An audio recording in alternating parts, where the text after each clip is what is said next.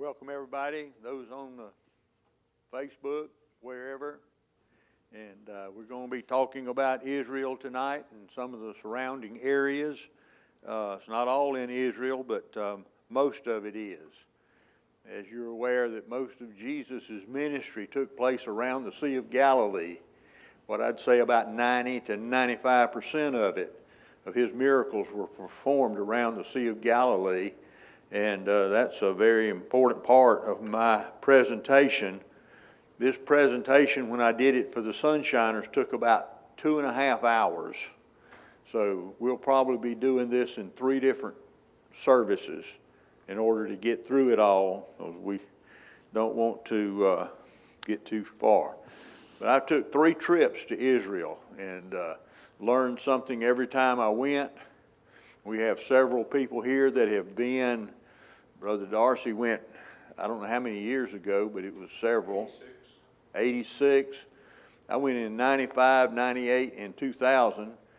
And my wife was with me on the first 2 trips. And then Kelly was on the next 2. Debbie was on the 2000 trip. David Trent was on the first and third trips. And you'll see some of their photos in some of these photos that I put on the screen for you. But we arrived, on the first and third trip, we flew to Amman, Jordan, and then returned that same way. But we spent the night there in Jerusalem Gate Hotel in downtown Amman. Took a bus to Mount Nebo. Let me get us going here. That is Mount Nebo. Mount Nebo is significant because when Moses had led about 2, maybe even 3 million Jews from Egypt to the Promised Land, God stopped him right here. Wouldn't let him go into the Promised Land, turned the leading of the 2 or 3 million Jews over to Joshua, and Moses went up on top of this mountain, Mount Nebo, and so can you imagine 2 or 3 million people? I've tried to describe that in my mind of how much space they would take up. And it is enormous to spread out. And not only 2 or 3 million people, but they had cattle and sheep and whatever else that they had to travel with them on all their possessions and everything. So they covered a wide area there.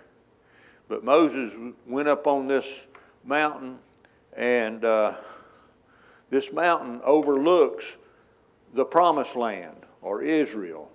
And so he's looking west off of Mount Nebo, across the Jordan River.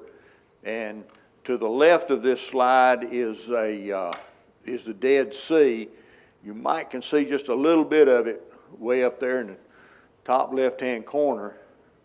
But He was able to go up there and oversee it, and then God took him, and he wouldn't reveal where Moses was buried. If he was buried, may have been buried in heaven for all I know. We don't know. But so we went up there, and on there, I know Kelly can tell us what this is, but who else can tell us?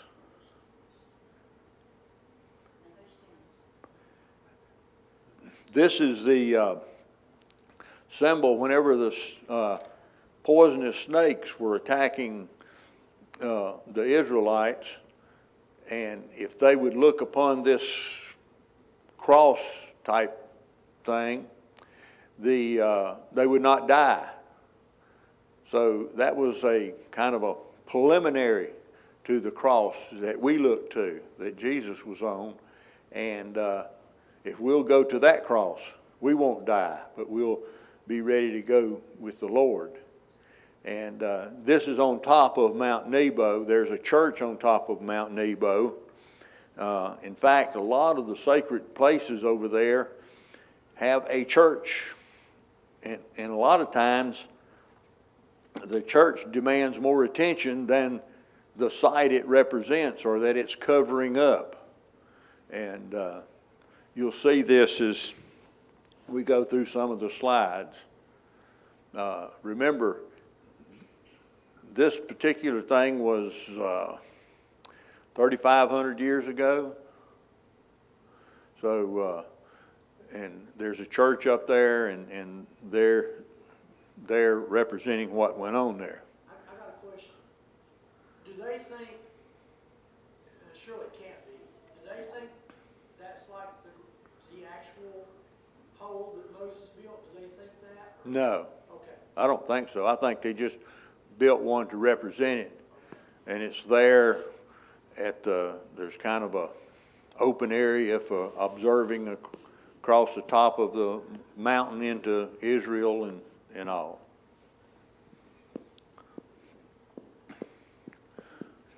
We left there and went to the transition place where we got on the bus to go into Israel. Right here is a picture of the Jordan River, not too far from the Dead Sea. And as we were going across the Allenby Bridge, headed west into Israel, I took this picture. And so whenever I say it's a river, that doesn't represent very much. Whenever Joshua led the Israelites across the Jordan River, it was over a mile wide because it was at flood stage. And but now not much water flows down the Jordan River because Israel is taking it out for providing water for their crops and all in the Jezreel Valley. And at this time, whenever we got on the tour bus for Israel, our guide, Savi Ravi, who is a Christian Jew, taught us to sing a song. And we sang this song every time in the morning when we got on there. And we got two people here that know that song in Hebrew. So Kelly and Hannah, y'all come up here and sing it for us. This is not only a presentation, this is worship, because we're talking about Jesus Christ and where he had his ministry. We don't do this much. So this is the day the Lord has made. And everybody knows that song, but it goes, Zehayom, Zehayom, Adonai, Adonai, Yadilah, Nadilah, Zehayom, Adonai, Nadilah,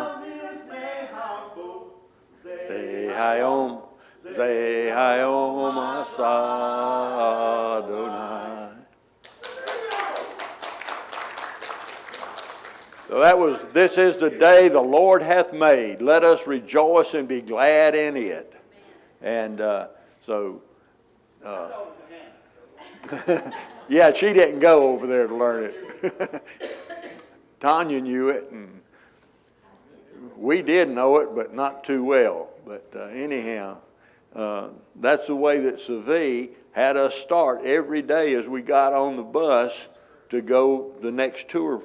We were over there for 9 days or 10 days. And so we crossed the Jordan River. And we traveled all the way across Israel because we were there like on a Friday. You couldn't go into Jerusalem. That's holy days there. And, tourists are really not able to see everything then like we'd like to see it. So we went all the way across, bypassed Jerusalem, and ended up at Caesarea. Caesarea has a stadium that Herod the Great built. There you see some of the seats of it. There is Brother Turner and myself were the host of the 2000 tour, and we're down there in the in this theater, and it's right on the Mediterranean Sea. If we were showing a video of it, you'd hear the rumbling of the sea as the waves hit the shore. Also here is where Tanya performed on the stage that you see back there in the back singing, I think it is my desire. Do you remember, Kelly? She sang there in this stadium for us while we were all seated up in the stadium. But this is Caesarea. This right here is an aqueduct that come from the mountains to bring water to Caesarea. You can see through the aqueduct, you can see the Mediterranean Sea out there. And here's another picture, and I don't think y'all can recognize Kelly anymore in that picture. But I don't know how you found a way to climb up there, but he climbed up there, and we got a picture of him on top of the aqueduct. So that's the actual aqueduct that brought water into Jerusalem? It's supposed, no, into Caesarea. Into Caesarea. Yeah. That was about 6 miles long. Oh, Caesarea up above Galilee. No, Caesarea is on the Mediterranean, just about due west of Jerusalem. It's just north of Tel Aviv. That's a Roman aqueduct. Yeah. This actually is on the coast above Joppa. Yeah. Okay. Yeah, Joppa's further than, it's in that area, yeah. And you can see, again, you can see the Mediterranean out there. And we toured several places around there, and then we left there and went to Megiddo. And we're overlooking the Jezreel Valley. And one of the things that is speculated is that the Battle of Armageddon will be held in that valley. It's a valley it's triangular shaped, and maybe it's 17 miles long and 15 miles wide at its widest point. But you see down in the left-hand corner of that, you see some ruins, and that's ruins of Megiddo. Megiddo is where Solomon had his stables, and I forget how many horses and chariots and all, but this is where he housed them there. And this, who knows what this is? Huh? It's a manger. It ain't made out of wood like we see in all the scenes of it at Christmas time. It's carved out of rock. And you can both water and feed your cattle with this. And this is what Jesus would have, not at this location, but in Bethlehem, he would have been laid in a manger like this, made out of stone. And this was in Megiddo.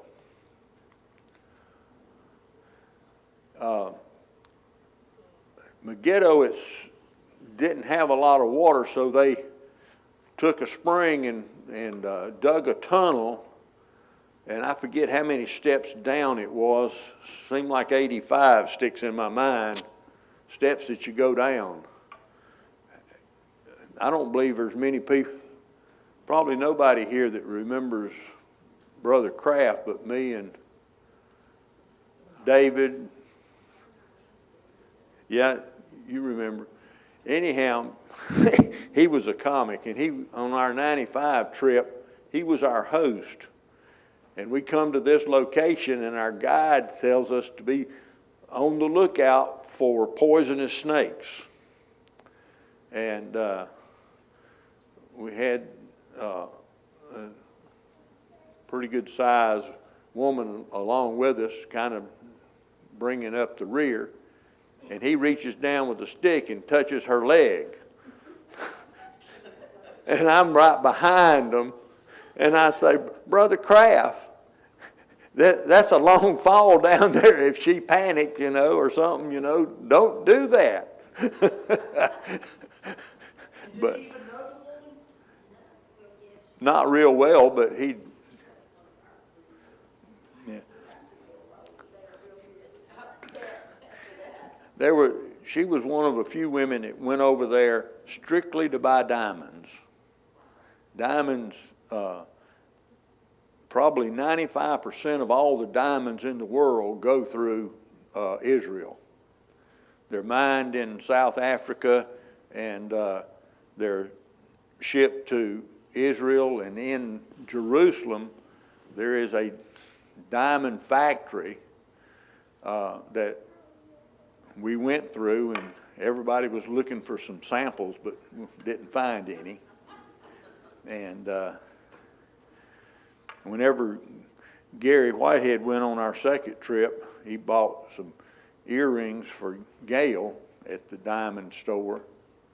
And my wife is wearing a diamond that I bought for her on my 2000 trip when she didn't get to go. So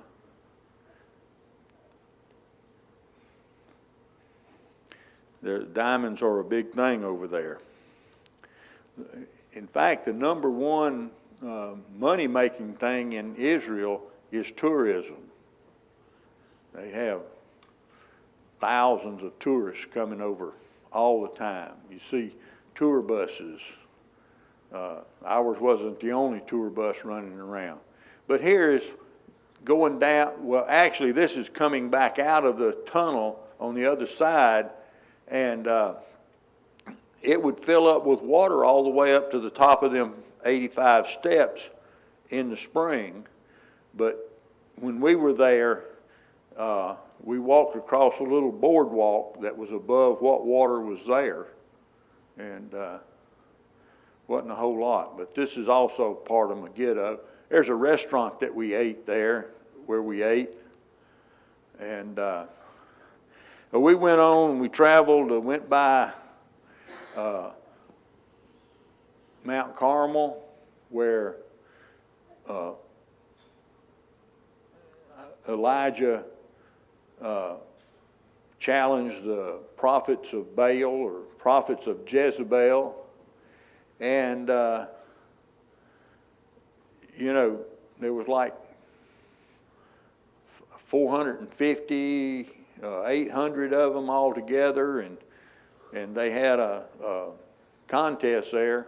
Well, I call it a contest, where they put out or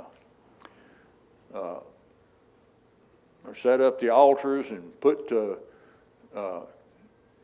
kill the calf or whatever and put on it, and then they said, whoever answers a prayer by fire, they'll be God. And so that day, those prophets of Baal, they did all their thing and prayed and cut themselves and did all kinds of things there on Mount Carmel, and their gods never answered. Elijah would kind of prob them a little bit and say, well, holler louder so maybe they're taking a nap.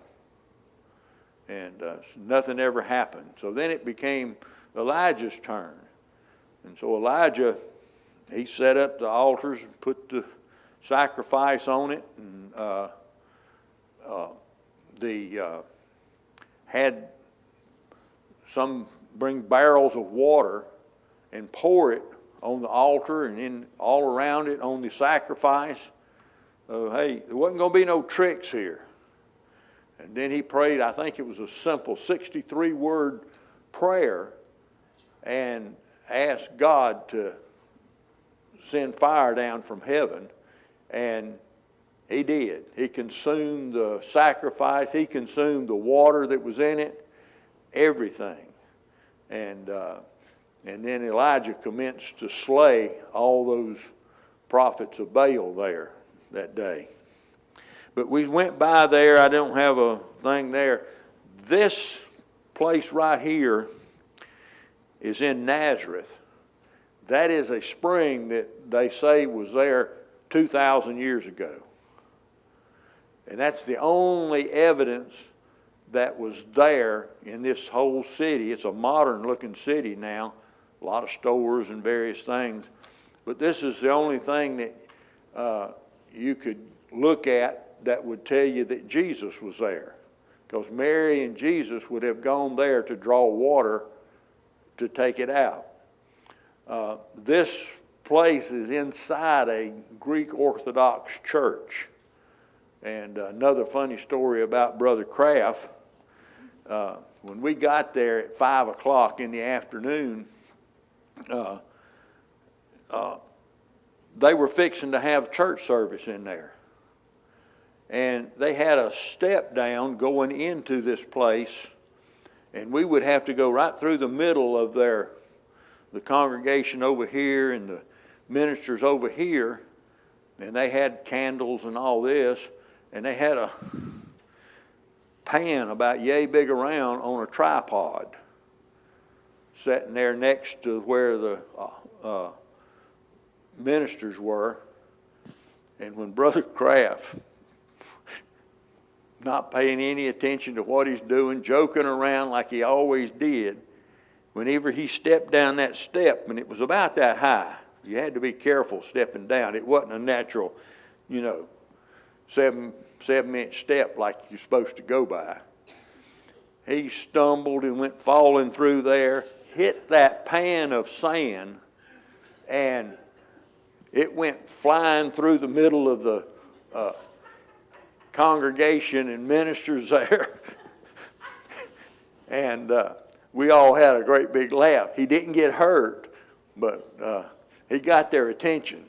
And we went on back then to where this well is, and we took a picture, and that's all you could get is right there of that well. But Jesus and his mother drew water from this well when he was a boy. Now, did he fall after he scared that woman with that fake snake? This was later, yeah. Okay.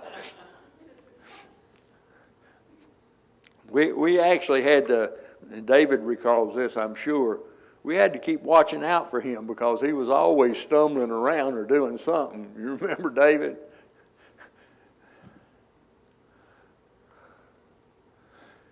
Here we come to the Sea of Galilee. We did, this is the next day because it was already late when we got there. We stayed there on the shores of the Sea of Galilee.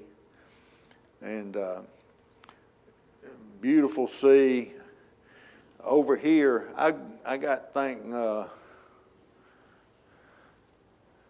about 20 bags of rocks. And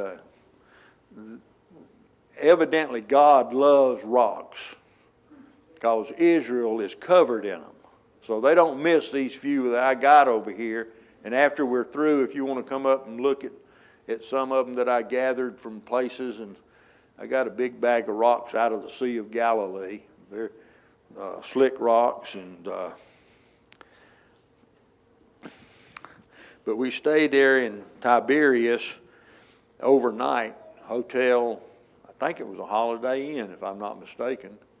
But anyhow, right there on the Sea of Galilee, and that was also the place that I went to the diamond store and bought her a diamond. And but the next morning, we went to catch the Jesus boat. And this boat is a replica of one that they found on the, exploring around on the bottom of the Sea of Galilee. They found one that was sunk there, and so they have brought it up, and it's preserved there near Capernaum. And but they built models, or modeled after it, for tourist boats. And we had two groups on there, so there was about 30, 35 people that we had on there, which it would have probably held 70. And we commenced to go across the Sea of Galilee. On the Sea of Galilee in our 95 trip, we let different people have devotions at different sites as we went through these. And I had devotions on the Sea of Galilee. And of course, what would you come up with different than Jesus walking on the water, or Jesus being awakened when the storms were raging and he calms a raging sea out there. And that was my devotion that day. And shortly after I completed that, we had a storm come up. I mean, just like it was planned. And you saw in that previous picture, there's a cover back there. Everybody that was on the boat, I'd say 30 of us, we got back underneath that shelter and had to get crowded back in the back of it because the wind was blowing so that if you'd have stayed up underneath the shelter in the front, you'd have got soaking wet. And this storm lasted for about 10 minutes, and it was gone and just as calm as it could be out there. And then we had a fellow demonstrating how they fished there with a cast net. And I think I could have done a better job. I used to be a cast net fisherman down in Florida. But he looked like he's having trouble with it to me. But he demonstrated this is the way they fished on the Sea of Galilee. Then we go on, Doc, and this is in Capernaum, a church that's built there, and the back of it faces Jerusalem, and this is again on a sacred site. There's a lot of things that were associated with Jesus in Capernaum, and he gave the Sermon on the Mount there. And one of the things that our guide, Savi, did, he went down to next to the Sea of Galilee, where if Jesus pulled up to the shore on a boat, he could speak naturally without any megaphone or anything, and his voice would carry across there all the way up, 100 yards away, where you'd have all these people gathered and they could all hear him quite well. Here's my wife and I. We're on the ruins of a synagogue there in Capernaum, and I forgot I was supposed to have had my Israel hat on doing the first part of it. When we got to Capernaum, I bought a Coca-Cola hat. Everybody can tell this is Coca-Cola, right? You read it from right to left rather than left to right. That's Coca-Cola in Hebrew. And but this synagogue is ruins of one that was built probably in 300 or 400 A.D. on top of the ruins of a synagogue that was there when Jesus was there. And and this is Peter's house. You can see up here in this area here, that is a church that's built on up over Peter's house. That, one time Jesus was there, and Peter's mother-in-law was sick, and Jesus healed her, and then she got up and prepared meals for them. But this is one time whenever they built a church at the site of something that they preserved the ancient ruins there that is underneath it. So you couldn't go underneath there, but you could walk up to this wall right here and look at it, and there is a stone type structure underneath this building. Ralph, that church has a glass floor in it, so you can be in the church and Look down through it, right? But you're looking right down into Peter's house? Yes. what they believe. Yeah, what they believed was Peter's house. That's what they call it there,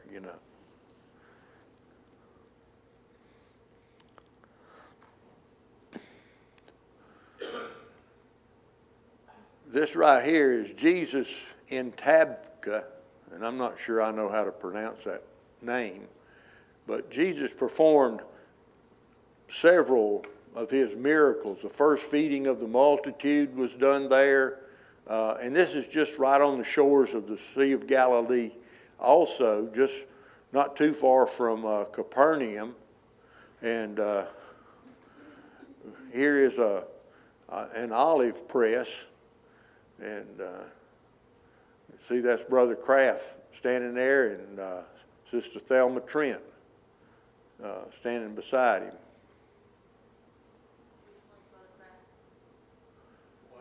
The white shirt with the red jacket.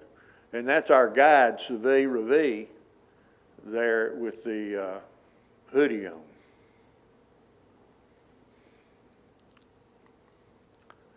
This is Chorazim. If you recall, Chorazim, Bethsaida, and Capernaum were three places that Jesus put a curse on.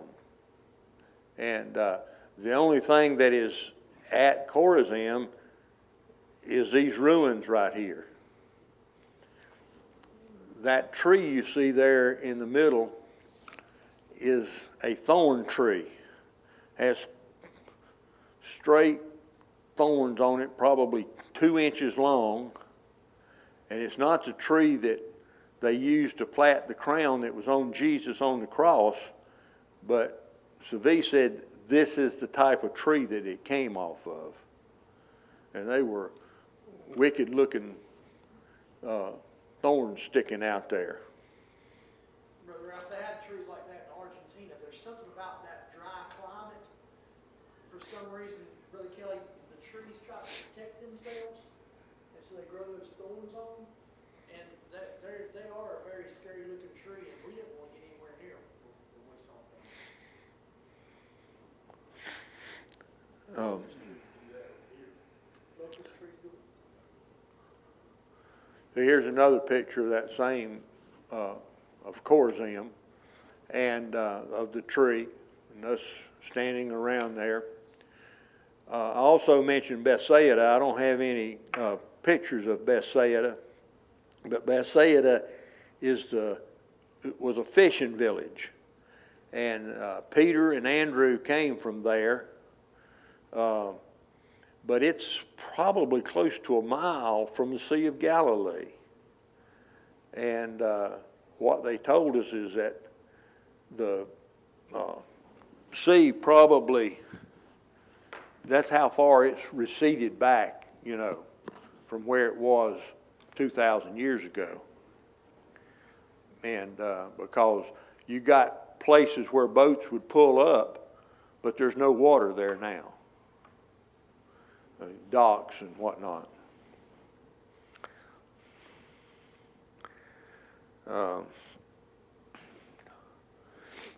Here's one that I'm going to let Kelly tell us about. This is up in Dan or Caesarea Philippi, I forget which one, but in one of those two places. And Kelly, tell the folks about. Show them the cave to the left. You got another slide? Don't know if I. No, this ain't. No, that's the only one I've got. Okay, right to the left of this is a huge cave. And this, out of the ground at this place is the headwaters of the Jordan River. So there was a temple to the god Pan right there. And that was a little cove, alcove, where they would stick statuettes and things in there that was inside this temple. And this is where Jesus took the disciples to, and he said that that cave was called the mouth of hell. And it is here that Jesus said, upon this rock I will build my church, and the gates of hell shall not prevail against it. So he took the disciples right there to that very spot, known as the mouth of hell, and made that statement.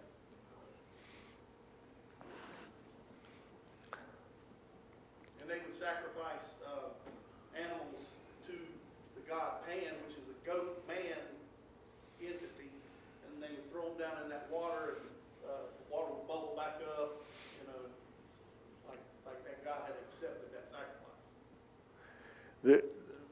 This wasn't taken, this was further down in Israel that we took a side trip on our second trip that our guide, Anton, wanted to show us a tomb and with the stone there, and that's, you can't tell it now, but that's Kelly crawled in there by the side entrance there, and he crawled up there and looked out. We should have had somebody rolling the stone back across there, but that's a healthy stone right there, though. He would have taken Kelly to have done the rolling. But that's just a sample, because at the garden tomb where we think that Jesus was actually buried, the stone is not there. There's a trough where it would have rolled in, but the actual stone is no longer there. Brother Ralph, my wife was impressed when she saw this earlier, how smooth and rounded that stone is, and how they could do such a good job back in those days with as little technology as they had of rounding something like that off. And she even noticed the part where it looks like a little bit of a flat spot where it would stop, where it would go down and hit and stay in a, Yeah, and it didn't. wouldn't continue rolling. Yeah, it's amazing how they did that. That trough at the garden tomb, that has pieces of stone cut in. It was carved out of stone, and it was cut into the stone, so it would have been very hard to remove the stone. And yes, it would roll and kind of lock in place. Right. But we come back, Kelly just mentioned the headwaters of the Jordan River. Now you see how much water's, and it's just coming out of the side of the mountain there. And it's a lot of water coming out there, but when you get down to the Allenby Bridge where we crossed over into Jordan, it's just a little bitty creek. And this river goes into the Sea of Galilee and then exits out of the Sea of Galilee. So see, this is just where it starts. Have they set any estimates? You can tell that's a stone quarry where they've stacked walls in there to keep it from eroding. They say how old they estimate those stones could be, that those walls they built back to retaining water? Not that I recall. For a quarter to a half a mile along that whole area, water just seeps up out of the ground. Yeah. That's amazing. This is actually the next day. We had gone back after going down through the Golan Heights and come back around to the hotel and spent the night. We leave there and we come to Beth Shane. Beth Shane is your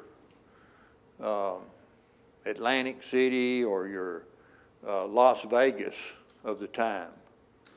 There was a huge amphitheater there. There's part of it there. And this was Sin City back then. And lots of ruins there. They were still excavating, and I don't see if I got another one. Ralph, I would like to say that they had a special name for those amphitheaters because people would drink so much wine, and then there was little alcove at the top, so you ran up the stairs, and they called it a vomitorium. So Yeah. people get so drunk and so sick, they would just had a hole you vomited in, and would run the vomit off somewhere else. And they actually, in this theater, is where they had lines that, and had people that the lines would eat there, that they were people there cheering for the lines, of course. And Was it even Christians or just? no, that wasn't Christians back then. Ralph, back up one slide, was, yeah, the two slides where the columns are laying down. You see how the columns have been floated in? Yes. Okay, that means an earthquake destroyed that place. If the columns fall out the other way, it was fire destroyed. In early the 2nd century, there was a huge earthquake that hit that area. Hit Jordan and Israel and all, and it took its toll on this place. Now, would they have had a roof up over the top of those columns? Or would it just be columns that were decorative? See the columns up there in the top right? That's a street, so it would have been kind of like street lights, and this rows of columns over there. And if you see that little shelter thing, there was an active excavation going on, but we come here, it was like a weekend day or something, and they had boxes and boxes and boxes of stuff that stones and little pieces, and the guy said, there was a big box sitting out there, and he said, hey, you know, you want a souvenir, so I got a cup handle out of one of the boxes up there. I think I got a piece of pottery, a broken piece of pottery over They here. had sorted out into different pieces of pottery and stuff, so.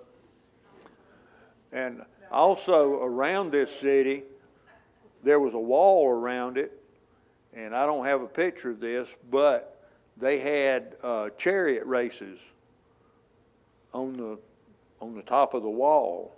So, you know, to have two chariots side by side going around, it had to be pretty wide, and you know, it was paved so for that.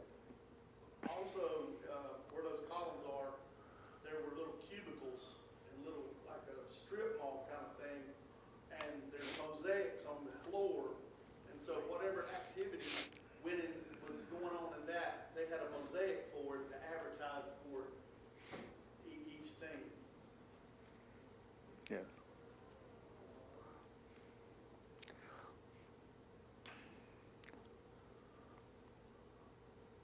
Whoop, wrong way. This is more of those ruins, and you see where they have a shelter there where they're excavating more. And when we were there, they had there was a big, you call them a tail, Kelly, that was right next to all these ruins that they hadn't even started excavating hardly. And they had a stairway up to it, but these things get covered up in dirt and actually makes pretty good sized hills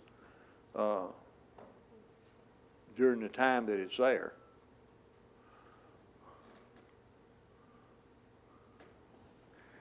Then we come to Jericho,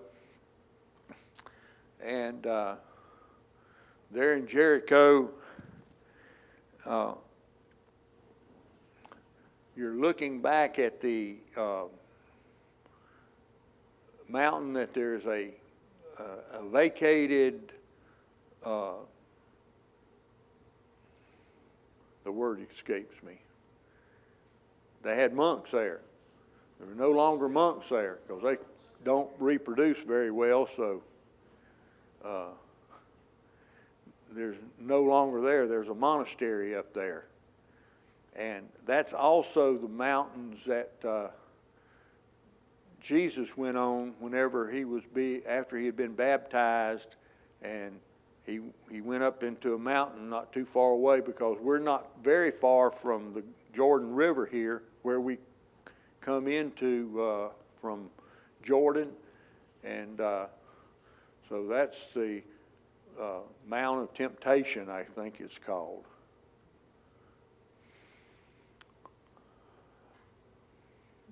Another picture of it there. So that's the Jericho where the walls stand. Yes. And in Jericho means city of palms. right, and there's palm trees, and it's kind of unusual there. The palm trees in that area, they got fresh water in Jericho, and the spring is still there. But, you know, you can almost, I think you can see the Dead Sea from Jericho if you look in the right direction and up high enough. And there's like an oasis down there around the Dead Sea, and a lot of palm trees growing, and they live off of brackish water, because that's what they have, is brackish water from the Dead Sea.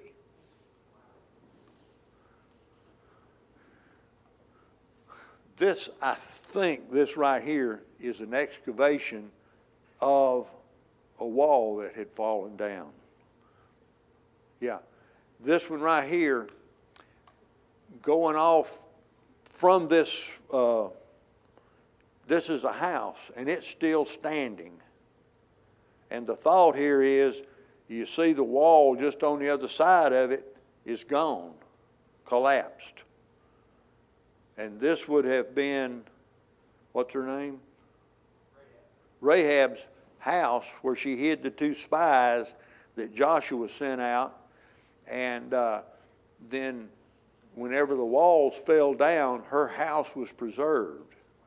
And we're, of course, we're looking down on it, because we had an overlook up above that.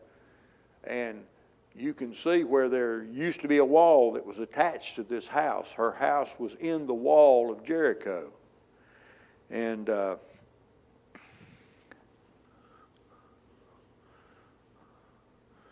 that, to me, that was very significant. The excavation proved that the walls fell straight down, too. Yes. They didn't fall out or down like It just like went right down into the ground.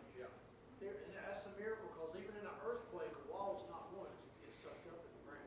No, Right. it's just not. And you would think that would about have to be Rahab's house, because the other house in history, you don't think that would happen to, especially in Jericho. Right.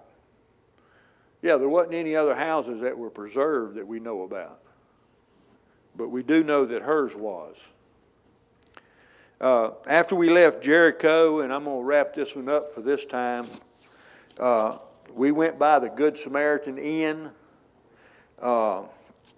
We went by the valley of the shadow of death. And there, the bus that we were on had the wheels were actually behind the driver. And whenever he would go around a curve, he would hang over the edge. And but it was, I mean, you had to be careful about that, because if you took a wrong step, we did stop there and at an overlook. And but we went on from there by the Good Samaritan Inn, and they had a tent house there that was pretty good size. Goodness, I think it was about a third of the size of this auditorium. We made tents and all. And while we were there, one time the shepherds come in with their goats and sheep, herding them down. Had the most beautiful German shepherd I've ever seen there working them. And nobody's going to go down there and bother them sheep with that dog's in guarding them. But then we went on into Jerusalem and to the hotel, and And that's where I think would be a good place to stop, and we'll start next time, talking about Jerusalem and the old city and all those things there. Anybody have a question about anything I've said or shown?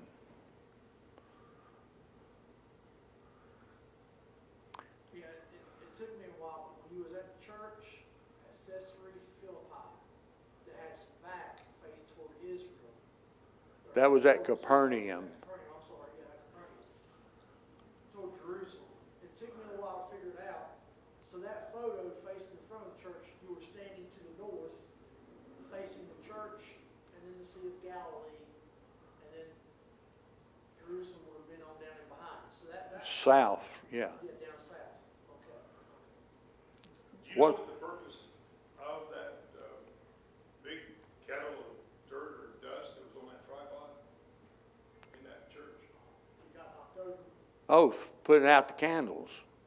They used that dirt to put the candles out. Right, Stuff. you know, once they got through, you know, I've never done that, so I'm not sure, but what I've seen in movies where they put out the candles, that they lit a candle for something and then they go to put them out and they Stuff it in that dirt. stuff it in the dirt. Roman Catholic or Greek Orthodox, and they light a lot of candles.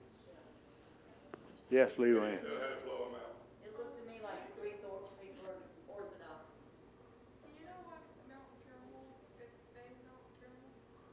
Mount Carmel? No? Well, I'll dig into that. Well, El, the last part of it is Carmel. El is God's name, so I don't know, I forget what Carm means, but Be something that, We'll dig into that each next one. So the tomb that you showed us is just a tomb, it's not the one that Jesus. the which, What tomb was that? Was it nearby his tombs, or was it just a different tomb somewhere else? I can't hear you. She's talking about Christ too. Oh, that tomb that we showed, that was just a tomb beside the road that we stopped and seen a tomb that had the round rock and all that there, but it had no significance to Jesus at all. So that's what all the tombs look like in that area at that time. Not all of them, but some of them. And are you going to get to Christ too? Yes. Before it's over with, we'll also get to Lazarus' tomb that didn't have a rock at all. It was just a cave into a hill. Ralph, Mount Carmel means vineyards or orchards of God. And that tomb, like, when you went into it, it's like a little room, kind of like a mausoleum, but they would be different places for different bodies, so maybe one whole family would have been, that tomb could have buried several people in it. So when you go visit, there would be several of your family or friends are there. And was there water running around this at any time? Supposedly? Water, was there any water around this place? Not here, not at that.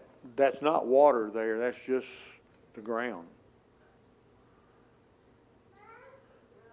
Whenever you were showing that city, that metropolis, I remember there were like public bathhouses or public restrooms.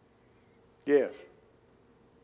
They had rocks sitting kind of side by side, and then there was like a running water in behind it, like for toilets. And it was just constantly running, and I thought, that was, it was kind of neat because, I mean, that was their public bathrooms at that time. And the toilets were like just rocks propped up, and you would just kind of sit in between them. And they just had running water constantly, and you could see the reasoning. If you would stop water and you would stop up wells, you would really have won victory at a city, in the city. Because water was such a precious commodity at that time. But I didn't see any pictures.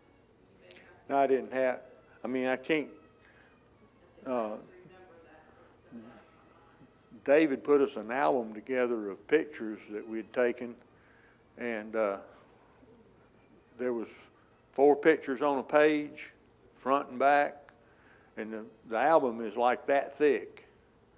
And I just went through there and picked out some representative pictures of all these places, or most of these places, and so that I could talk, from pictures or notes that I've got up here.